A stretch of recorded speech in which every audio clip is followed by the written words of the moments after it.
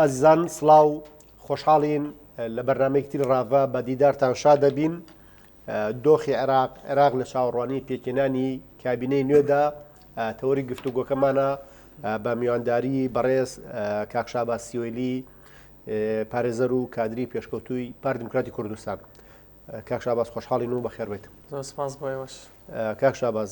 ڕەنگە لە ڕابردووش زۆر لەسەر پرسی عێراق وەستا بێتین. عێراق بوو هەموو تەنگەژە و قەیران و نارامی کە بەخۆیەوە بینێت لە دوای دەست لە کارکێشانەوەی عادل عەبدولمەهدی و ئەو دۆخنوێی عێراق هاتوتە پێشەوە لە کات ئێستاە باز لەواکرێت کە کابینەیەکی نوێی حکوومەت پێک بهێنرێ. خوێندنەوەی تۆ بۆ دۆخی عێراق و بۆ چارەسەرکردنی قەیرانە قوڵ و مێژوویەکەی عێراق چییە بە تایبەتی لەو ڕەنگەیەوە کە قسە لەسەرەوە کرێت خێرایی بکرێت لە پێکێنانی کابینەیەکی نوێی حکوومەت و ئەوەی کە هەوڵ و جوهدێکی هەمەلایەنە هەبێت تا ئەوەی بتوانن بەشێ لەو کێشانەی کە عێراق پێوەی گیرۆدەن تێپەڕێنن. لە کۆتایی بەرنامەکە حەزەکەم بیبەستینەوە بە هەرێمی کوردستان و کێشەکان لەگەڵ هەرێم و ڕێکەوتن لەگەڵ هەرێم، بەڵام تێڕوانین نیجەرا بە دۆکو کادرێکی پێشکەوتوو لەسەر دۆخی ئێستا عێراق چیە؟ پێشەوی سپاس کاک سەربەز بۆم دەرفەتا ڕێز و خۆشەویستیمان بۆ تەواوی بینەداری کەناڵە بەڕێزەکەتان. بەڕاستی وەزعی ئێستای عێراق توانین بڵێن لە وەزعێکی زۆر هەستیاردایە. کێشەکانی عێراق کێشەی زۆر کەڵەکە بووی ئاڵۆزی چەند ساڵی ڕابردووی پێشخۆ ئەم کابینانەی پێشووتریشن. ئەوەی کە ئێستا بەڕاستی لە ساحی سیاسی لە عێراقدا ئەگوزارێ توانین بڵێن کۆمەڵی ڕەهەندی زۆر جیاوازی هەیە. لەلایەک عێراق گیرۆدەیە بە کەمی بێتوانایی دەسەڵاتی حکومڕانی لەناو خۆیان، لەلایەکی تر باجی ململانەی سیاسی دەوڵەتانی ئیقلیمی و هەرێمایەتی و جیهانی، لەلایەکی تر ئەو فەسادە ئیداری کە دەسەڵاتدارانی عێراق دەستیان ناوەتێ،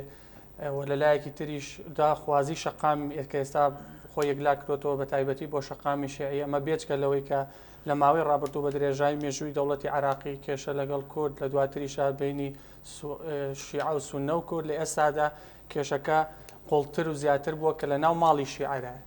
بۆیە بەڕاستی ئێستا قۆناغێکی زۆر هەستیارە، تەنگیشێکی سیاسی زۆر گەورە لە ناو عێراقا گوزارێ. ئەشتوانم بڵێن بەڕاستی پێم وانە هەنی ئەم کابینەیەش کە ئێستا ڕاست پێدراوە محەممەد تۆفیق عەلەوی بۆ پێکێنانی کابینەی نوێ، پێم وانە بتوانێت کێشەکانی عێراق حل بکات، چونکە ئێمە بینیمانە لە ماوەی ڕابردووە بە درێژایی مێژووی عێراق ئەم کێشانە بە تایبەتی ئەمە با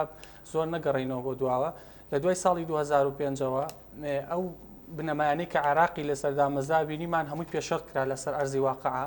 بۆیە وای کرد کە یەک بە لە دوایەکی حکوومەتەکان نتوانن هەم داخوازی پێکاتەکان بپارێزن هاوسەنگی بپارێزن، و لەگەڵ ئەوەشە عێراق خۆی بۆتە گۆڕەپانی یەکلایکردنەوەی ململانیەکانی دەوڵەتانی قلیمی و جیهانی. ئەمە بە تایبەتی ئەمریکا و ئێران کە لە ئێستا داتوانین بڵێ لە ترۆپکی ململانیەکاندا، ینی هەڵکشاوە تا ینی قۆناغێکی زۆر جیاواز لە پێشخۆیە، قۆناغێکی نوێ بە تایبەتی دوای کوشتنی قاسم سولەیمانی لەلایەن ئەمریکا و هەروەها سووتانی باڵێزخانەی ئێران لە کەربەلا و نەجەف و دواتریش هەڵکوتانە سەر باڵێزخانەی ئەمریکا لە بەغداد و کۆمەڵێک ئەم ڕووداوانە، هەروەها ئەو شێوازی کوشتارگەری کە بینی خۆپشەندەران ئەکوژن لە لای میلیشیا جیاوازەکانەوە، و نەبوونی دەسەڵاتێکی ئەمنی هێزێکی نیشتیمانی لە عێراقەکە دامەزراوەی بێ بەڵکو دابەژوە بە کۆمەڵێ مەزهەبات ئایدۆلۆژیای جیاواز. ئەمانەوەی کردووە بەڕاستی تاوەکو دێت کێشەکانی عێراق زیاتر و زیاتر ببێ و نەتوانرێت دەرچەیەکی وا بدۆزرێتەوە کە بتوانێت عێراق لەو تەنگژەی ئێستایی دەرباز بێ. بۆیە ئەمە تەنها پێم وایە یاریکردنە بەکات. لە ئێستاە بەڕاستی هێزە شیعیەکان بە بڕوای من گەیشتونەتە ئەو بڕوایی کە ئازان بانی پێگەی جەماوەری خۆیان لە دەستیاوە بە درێژایی مێژووی چەند ساڵی ڕابردوو شیعەکان باڵە دەستبوون لە عێراقا، بەڵام ئێستا شیعەکان نەیانتوانیوە یعنی دڵی جەماوەری خۆیان و دەنگدەرانی خۆیان ڕازیکەن بەهۆی ئەو فەسادە ئیداری کە ئەو گەندەڵی کە لایەن دەسەڵاتدارانی شیعیەوە کراوە. و لەلایەکی تریشەوە کورد و سونەکانیش هەمیشە هەستیان بەوە کردووە کە پشتگوێ خراون و پەراوێز خراوە دەسەڵاتیان کەم کراوەتەوە، کە ئەمەش هەر دیسان لە ئەرزی واقعە کێشێکی تری گەورەیە لە عێراقا. بۆیە بەڕاستی ناتوانین بڵێن لە ئێستاە کێشەی عێراق بە کابینەیەکی وزاری چارەسەرەکرێ، چونکە ئەگەر پۆلێنێ بکەی بۆ ڕئیس وەزارەکانی پێشووتر لە عێراق ئەتوانین بڵێن باشترینیان پێم وابێ ئەتوانین بڵێن عادل عەبدولمەهدی بوو، کە توانی تا ڕادەیەک بە نەفەسێکی نیشتیمانیانە هاوسەنگێک بپارێزێ لە بینی شیعە و سوننە و کووردا، وەتوانی ئەو گفتوگویانەی لە بینی کورد و بە تایبەتی شیعات دەستپێکێکی باش بوو بەڵام نیان هێش بەردەوام بێ و هەموو هێزە شیعەکانیش ئەیانزانی کە کێشەکان لە کابینەی عادل عەبدولمەهدی نیە بەڵکو کێشەکان زۆر لە کێشەی زۆر پێشووتریە کە لە عێراقدا هەیە بۆیە بەڕاستی پێم وایە ئێستا عێراق لە قۆناغێکی زۆر هەستیارایە و ئەتوانین بڵین کە زەحمەتە ئەو فترەکەمەی کە لە بەردەستی شایە محەممەد تۆفیق عەلاوی بتوانێت کە کابینەی تازە پێک بهێنێ. دەست خۆش بکار شاباس باسی کەڵەکەبوونی قەیرانەکانت کرد لە عێراق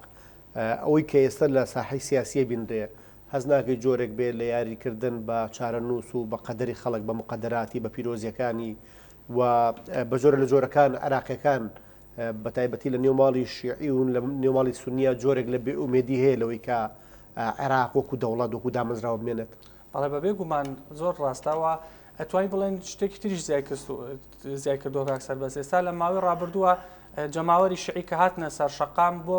بۆ داخوازیە ڕەوەکانی خۆیان هاتن بۆ خزمەتگوزاری عامە بۆ کۆمەڵێک بابەت کە پەیوەندی بە ژیانی ڕۆژانەیانەوە هەیە بەڵام بینیمان ئەجندای سیاسی ینی داواکاریەکانی خۆپیشاندانی بەلاڕێیا بردووە کە ئێستا هێزە شیعیەکان ئێستا ئەو هەلایان قۆسۆتەوە داواکەن لە ڕێی داواکاری شەقامەوە بۆ نمونە دەستور بگۆڕێن ئەمواری دەستور بکرێتەوە بۆ نمونە سیستەمی سیاسی لە عێراقا بگۆڕدێ بۆ نمونە زیاتر هەوڵبەن دەوڵەتێکی مرکزی وەکو جاران دروست بکەنەوە کە ئەمە دیسانەوە کێشەکانی عێراق زیاتر و زیاتر ئەکات بۆیە ئەو کێشەی کە لە عێراقا هەیە پەر ئەوەی کە لە ڕابردووە چەند جار باس کراوە ینی عێراق ناتوانێت وەکو دەوڵەتێکی خاوەن سیادی وەکو ئێستا بمێنێتەوە بێت ڕێگەی چارەسەری تر هەیە بیل لە داهاتوی عێراق بکرێتەوە و عێراق پێ بنێتە قۆناغێکی ترەوە ئەگەر ئەم سیاسیەش سەرکەوتونە بووە جۆرێکی تر لە سیستەم تاقی بکرێتەوە بەڵام نەک سیستەمێکی سەرۆکایەتی کە بێگومان لە ئێستا لە سەرەتاوە دیارەکە ئەنجامی ئەو سیستەمە چۆنە بێت کە لە ڕابردوو شاها بۆ چونکە لێرە مکەوناتەکان جیاوازن لە عێراق فرە پێکاتەیە عێراق فرە ئایدۆلۆژیا و فرە ڕەنگە ناتوانێت دەسەڵاتێکی ناوەندی بەهێز بتوانێت کۆنتترۆڵی هەموو عێراق بکات چونکە بەڕاستی کێشەی گەورە لە عێراقا لەو ڕۆ ئەسازێنێ بۆ نمونە ئێستا تەنانەت هێزە شیعەکان لەناو خۆیانە ئەتوانین بڵین تەنانەت یەکانگیر نین یعنی یەکدەنگ نین لە کاندیدکردنی محەممەد تۆفیقی شابینی وانە لەناو هاوپەیمانی بنیاتە بۆ نمونە ئێستا هاوپەیمانی بنیات کە لە هاوپەیمانی فەتح بە سەرۆکایەتی هادی عامری و هەروەها دەوڵەتی یاسا بە سەرۆکایەتی نوری مالکی و هەروەها هاوپەیمانێتەکەی فالح فەیازە لەگەڵ بەشێکی سونەکان بینیمان کە محەممەد تۆفیق بۆتە کاندید بە ڕێکەوتین لێوان سەدر و لێوان هادی عامری بووە کە هەر لە دەستپێکە هاوپەیمانەتی دەوڵەتی یاسا ڕایانگەیان کە نوری مالکی لەگەڵ کاندیدکردنی ئەوان نییە واتە بە بێگەڕانەوە بۆ هاوپەیمانەتی بنیات کەسێک ڕاست پێرداوە بۆ کابینەی داهاتوی حکومەت جگە لەوەش لە ئێستاە بۆ کابینەی داهاتوش ئەوە کرێت کە حکوومەتێکی تەکنۆکرات بێت کە بەڕاستی ئەمە دیسان جۆرێکە لە مەزهەلەی سیاسی لە عێراقا کرێت چونکە عێراق ناتوانێت حکوومەتێکی تەکنۆکرات بەڕێوی بەرێت چونکە کۆمەڵێ سلبیاتی زۆر هەیە لە حکوومەتی تەکنۆکراتەوە عێراق بوو هەموو جیاوازیەوە ناتوانێت حکوومەتێکی تەکنۆکرات بەرەو قۆناغێکی باشتری بەرێ لەگەڵ ئەوەش ئێستا بەشێک لە هێزە شیعە کاریگەرەکان لە عێراقا بۆ نمونە وەکو سەدر وەکو جەماعەتی قەیس قەزعەلی ئەوان ڕایانگەیاندووەکەوان کاندیدیان ناوێت تەنانەت بۆ پۆستی وزاریش لە کابینەکەی محەممەد تۆفیقا بۆیە پێم وایە لە ئێستا ناتوانین بڵین ینی دۆخێکی زۆر هەستیا لە عێراقەیە و هەموو ئەگەرەکانیش کراون کە عێراق بەرە و ئەتوانین بڵین تەنگژەیەکی گەورەتر لەوەی ئێستا بڕوان. کاک شاباس لە خوێندنەوەی دۆخی عێراقا هەز ناکەی کەمتر هێزە عێراقیەکان بڕیارێن و زیاتر ئەجندای ئەم دەوڵەت و ئەو دەوڵەت لە عێراقا زۆر ڕۆڵی هەیە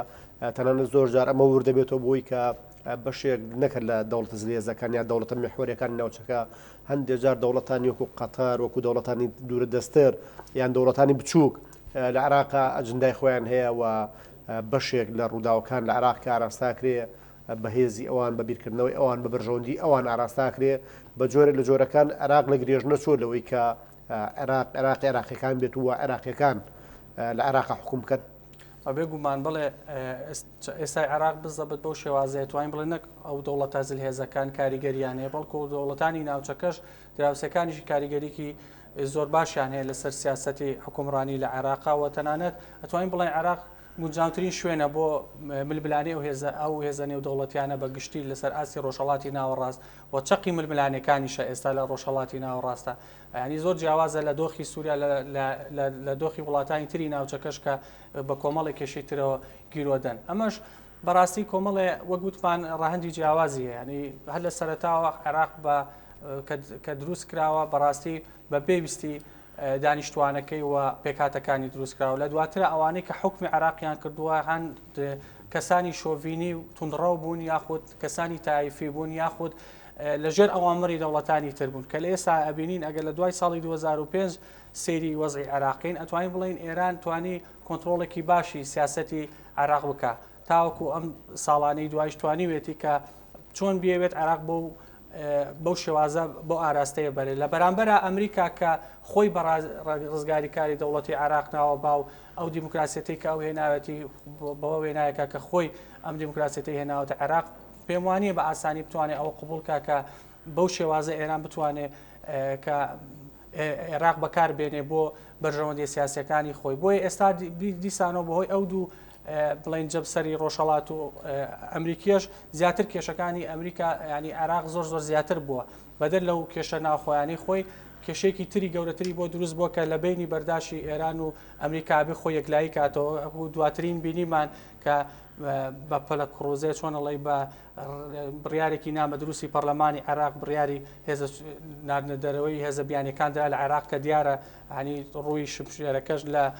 ئەمریکەکانە زیاتر ڕوەکە بۆ ئەوانە کە مەبەستیانە ئەمریکەکان لە عراق نەبێنێ کە بە بێبیرکردنەوە عنی ئەوەی سلمێنێکە عراق ئەوانی کە ئێستا حکومەکەن لە عراقە هیچ مەسلحەتێکی عراقیان ناوێت چونکە ئەگەر بیر بکەیتەوە لە هەموو ڕوویەکەوە ئەگەر ئەمریکەکان بچنە دەر لە ناو عراق بەڕاستی کێشەی زۆر گەورەتر ڕوو لە عێراقەکە تەنانەت گەیشتە ئەوەی کە بینیمان هەر بە ترامپ هەڕەشەی ئەوەی کرد کە سزای دارایی ئەسەپێنی ئابووری سەپێنێ بەسەر عێراق ئەمە کە سادەترین شتە کە ئەتوانێت عێراق بە شێوەیەک لی دەرەچێت چونکە کۆمەڵێک پارەی زۆر گەورەی لە دەوڵەتی عێراق لە بانکەکانی ئەمریکا کە توانین بە ئاسانتری شێوە بلۆک بکرێت بێجگە لەوەی لە ڕووی ئەمنیەوە خۆی عراق ئێستا ناتوانێت زۆرینەی ناوچەکانی خۆی بپارێزێت تەنانەت لە ناو بەغدا نەیتوانیوە بە شێوەیەک ئاسایش و ئەمن بەرقەرارکە ئەگەر هێزێک هەبێ ئێستا بتوانێت بە شێوەیەکی گشتی عراقی بەو شێوازە هێشتێتەوە ئەمریکەکانن بەڕاستی بۆیە بە بێبیرکردنەوە لە ئەو مؤشراتانی یاخۆ دەرەنجامانی کە لە چونە دەرەوەی هێزی ئەمریکا لە عراق بینیمان چ بڕیارێکیاندانەکە ئەم بڕیارش دیار بوو کە لە زێر گوشاری ئێرانیەکان ئەم بڕیارە درا بۆیە ئەتوانین لە ئێستا بڵین بە تەواوەتی عێراق دەرچۆلەوەی کە وڵاتێکی خاوەن سیادە بێ و بڕیارەکانی لە دەست خۆیان بێ هەروەها عێراق بەڕاستی لە قۆناغێکە کە توانین بڵین ئومێدێک نییە بۆ باشبوونی دۆخە سیاسیەکەی دۆخە تەنانەت ئەمنیەکەی لە بەگشتی ینی ئەتوانین بڵین تەنانەت مانەوەی عێراق بۆ شێوازە بۆ فۆرمەی ئێستا وەکو قوارەیەکی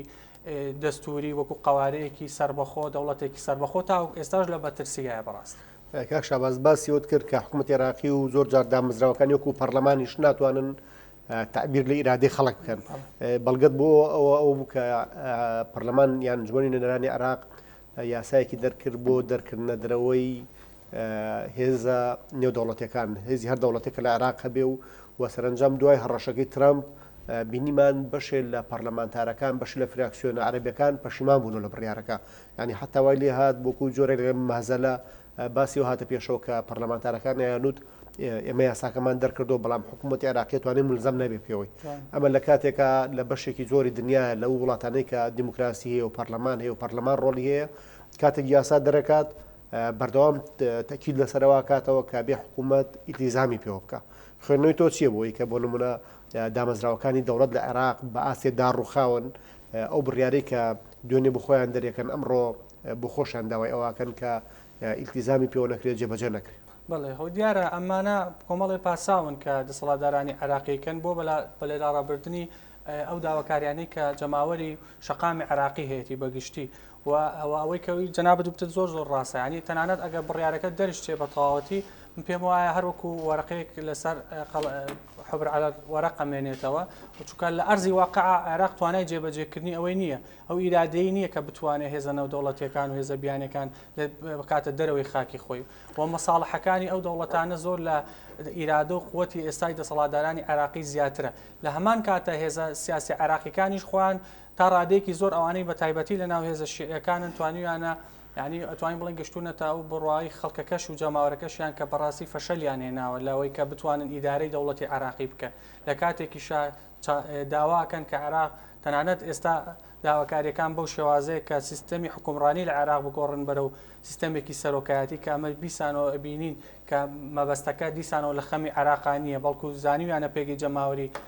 لە دەست دەرچووە ئەتوانین بڵێن بە هەر شێوێک بێیانێ لەم تەنگژەی ئێستا دەرچن لە ژێر بەحسابی خۆیان لە ژێر فشاری خۆپشاندەران سیستەمی حکومڕانی بگۆڕن و لە دواتریشدا بە شێوەیەکی ڕووکەشیانە هەڵبژارنێک ئەنجامەکیان بێ بیکەن بە سەرۆک و دواتریش بتوانن چونکە ئەگەر سیستەمی حکوم بگۆڕێ لە عراقا زۆر شت پێویستی بە گۆڕانکاری ئەو کاتە بۆ کوێستان نامێتەوە تەنانەت دەسەڵاتداران ئەوەنە پێویستیان بەڕای جەماوەر نامێنێتەوە بۆیە لە ئێستاوە خەمەکە بەڕای من خەمەکە ئەوەیە کە ئێستا هێزە شیعەکان هەیە چونکە پێگەی جەماوەری خۆیان لە دەزیاوە فەشەلیان هێناوە لەوەی کە بتوانن وەڵام دەرەوەی خۆناغانە بن وەڵام دەرەوەی دەنگدەران و ینی دەنگی خەڵکی ناڕازی بن بەڵام لێرەشەوە دیسانەوە ئەوەی کە گرنگە لێرە بۆ ئێمە توانین باسی ئەوە بکەین کە لێرە ئێستا ئەوەی کە زۆر بازەکرێت لە شقامی عراقی تەنە وای لێ هاتووە بۆ خۆی یەکلا کردەوە بۆ شقامی شیعیاتی داواکاریەکە تەواو گۆڕدراوە بۆ ئەوان تەنانەت ینی بە جۆرێکە کە داواکاری کورد داواکاری هێزە سونیەکان ئەمانە هیچی لەو داواکاریانیان نین کە ئێستا لە ناو عێراقا باسی لێەوە کرێت کە ئەمە دیسان و خۆی مەترسێکی ترە لەسەر داهاتووی عێراق بە تایبەتی وەکو پێکهاتەی کورد و وەکو سونەکان کە ئەبێ ڕێگری بکەن لەم گۆڕانکاریانە چونکە ئەوەی کە خۆپیشاندەران داوایەکە جیاوازە لەوەی کە ئێستا ئەوان ئەیانەوەیە کە ئەنجامی بن بۆ داهاتووی عێراق. کاک شاباس لە نێوماڵی شیعی و سونی قسەیەک هەیە بۆ دروستکردنی هەرێمی بەسرا هەرێمی سونی و بەش لە پارێزگاکانی تر هەوڵێن بەپێی ئەو مەرجوڕێکارانی کە دەستوری عراق دیاری کردو بۆ پێکێنانی هەرێم هەوڵێک هەیە کە چی لە نێوڵی سونی چی لە پارێزگای بەسرا و بەش لە پارێزگاکانی تری شیعە زۆر جاریش نمونەی وهێنەوە نوێ ئەڵێ بڵێن کە ئێمامانوێ هاوشێوی هەرێمی کوردستان هەرێمێکی تایبەت بە خۆمان هەبێ خوێنەوەی تۆ چییە بۆ ئەوی کە دوای زیاتر لە 15-16 ساڵ کە حکوومەتی عراقی دەست و پەنجەی نەرم نەکرد لەسەرەوەی کە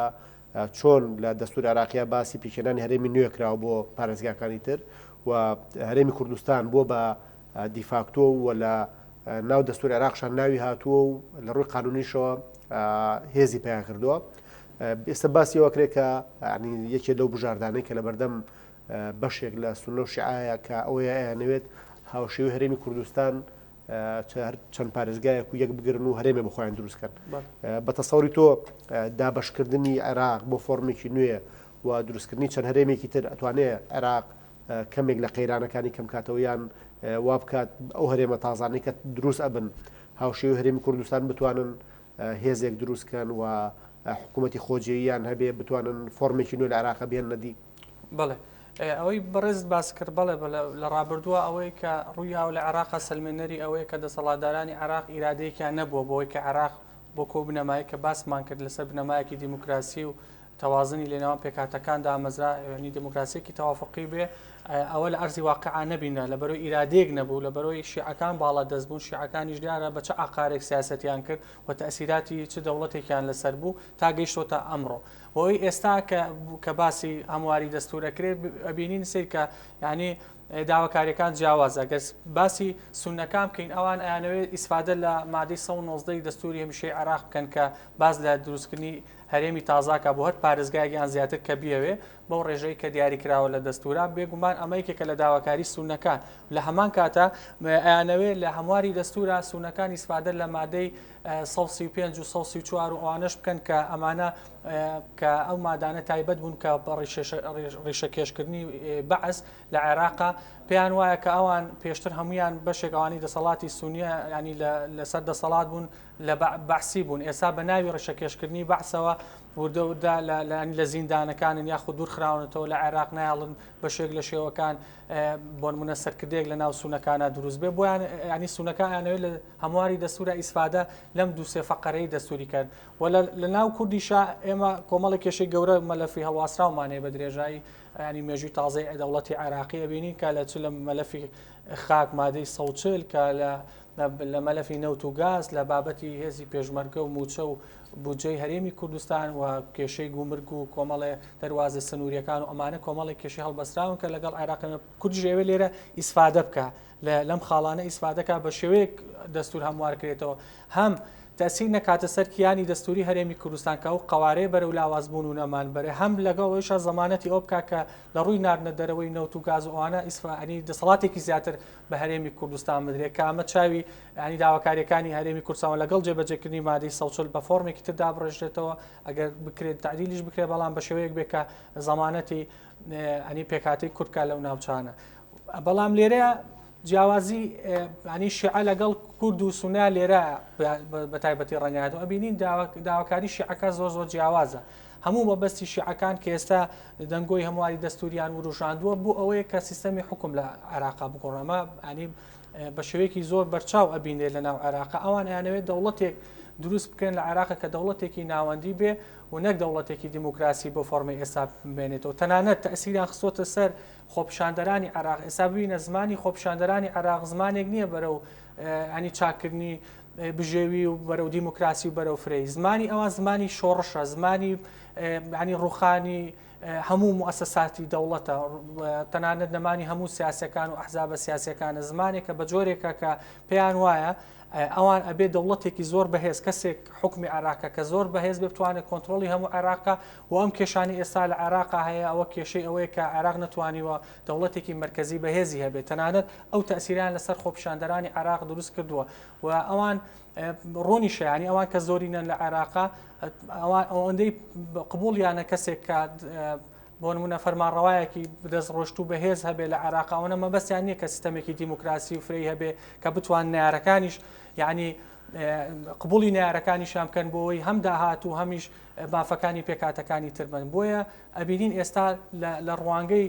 داهاتوی عێراق و کە سەیرەکەین باسی هەمواری دەستورەکرێت ینی جیاوازی بڵین دەنگی شیعەکان لەگەڵ کورد و سونە زۆر زۆر جیاوازە ئێمە تەطبیقی ئەو دەستورەیە کە ئێستا هاتووە بە شێوەیەکی ملزمتر و باشتر ئەوەی کە ئێستا هاتوو چکە دەستوری عێراق کێشێکی ئەوتویتیانە لە ڕووی ماف و ئازادی و بە سیستەمی دیموکراسیەوە بەڵکەوە کێشەکە لە جێبەجێکردنی ئەو دەستورەیە کە بە درێژایی مێژووی عێراق هەر بەم شێوازە ماوەتەوە بەڵام ئێستایانەی ئەوەش نێڵن بەڵام لێرە دیسانەوە ئایا کۆمەڵگەی نێودەوڵەتی چێڵێ مووقیفی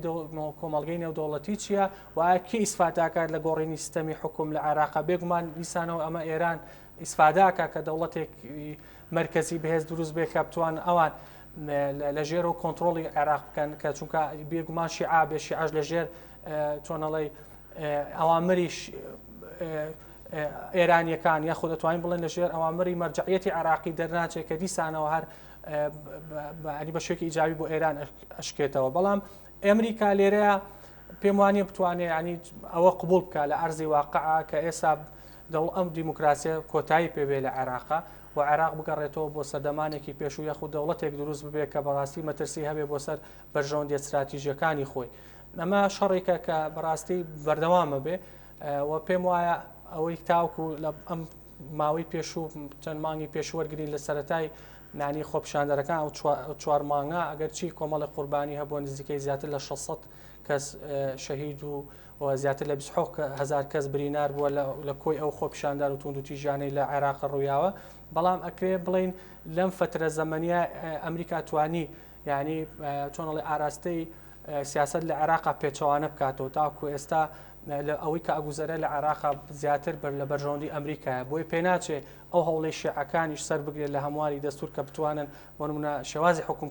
لە عێراقا بگۆڕن. کاک شاباز لە پاڵ هەوڵەکانیان بۆ گۆڕینی دەستور بە تایبەت کە هێزە شیعەکان یا بەشە لە هێزە شیعەکان هەستەکەن کە گۆڕینی یان هەمواری دەستور کارێکی ئاسان نییە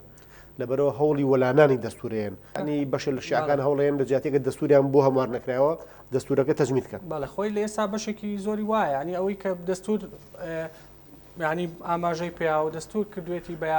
یاسا و کە فەرمانڕەوایانی عێراق لەسەری بڕۆن وەلایان ناوانی بە جۆرێک لە جۆرەکان ئەو مادە دەستوریانی کە لە بەرژەوەندی هێزە شیعەکان نەبووە هەر پشتگوێ خراوە گومان ئێستا ئەو کاریان کردووە بەڵام ئێستا هەوڵی گۆڕینیە بۆزوعی گۆڕێنەکە وایە دەستوری عێراق دەستورێکی بۆ نمونە جامد و دەستورێکی ڕقا شێوازی هەموارکردنەکەی ئاسان نییە لە ئەرزی واقعا بەڵام ئێستا هەلەکە لە بارە بۆ هێزە شیعەکان کە بتوان ئەو ڕێگانەی کە بەپێی مادی 142 دەستور دانراوە ئەتوان ئەو هەموارەکە چکە و لیژنەیە پێکاتووە و دیارە لیژنەکە تقریبان پێم وابێ لە 11 تاو کارەکانیان تەواو بێ ئەو ڕاستپاردانە ببێتنەوە ئەنجومەنی نوێنەرانی عراق لەوێ دەنگی لەسەر بدرێ دواتر لە ئستفتایەکە گەلی عراقی ئەتوانێت و مادە هەموارانە پەسەند بکە بەڵام ئەوەی کە مافی ڤیدۆی هەیە لێرە کووردە کە باش بوو لە کاتی خۆیان ئەم بڕگەیە بۆ مادەی 142 زیاترا لە کە ئەو کاتەش هەر لە ڕێی نوێنەرانی ئێمەوە لە نووسینەوەی دەستور ئەم بڕگەیە چەسبی کە بۆ ئێستا ئەتوانین سوودی لێ وەرگرین کە مافێکی ڤیتۆیە 3 پارێزگایان زیاتر ئەتوان بە دوو لەسەر 3 ئەگەر دەنگ بە نەخێر بدەن بۆ هەموارە کەواتە ئەم هەموارە سەر ناگرێت کە ئەمە ڤیتۆیەکە بەڕاستی ئێمە توانین کاری لەسەر بکەین بەڵام بەگشتی ڕێگەکانی تر بۆ هێزە شیعیەکان ئاسانە ئەتوان تێیپەڕێنن وتوان لەسەر تەسویقێکی باشی بۆ بکەن لە هەموو پارێزگەکانی عراقا بتوانن ئەو ڕێژێش بەدەست بێنن کە خۆیانیانەوێ بەڵام ئەبێ هەرێمی کوردستان لێرەیە ڕێگر بێ لەو جۆرە ڕاستی ئەو هەوڵانی کە ئەوانیانەوێ کاک شاباز ئەمێ بڕە کۆتایی بەرنەمەکە ڕۆین باسی چۆ بکەین کە بەشێکی گەورەی ئەم شەڕی کە ئێستا بەشێ لە هێزە سیاسەکانێکن لە ناو عێراقا بەتایبەت هێزە شیعەکان بە ناوی خەڵکەوەی کرد بە ناوی مافی خەڵکو بە ناوی ئەوەی کە ئەنوێ لە عێراق دامەزراوە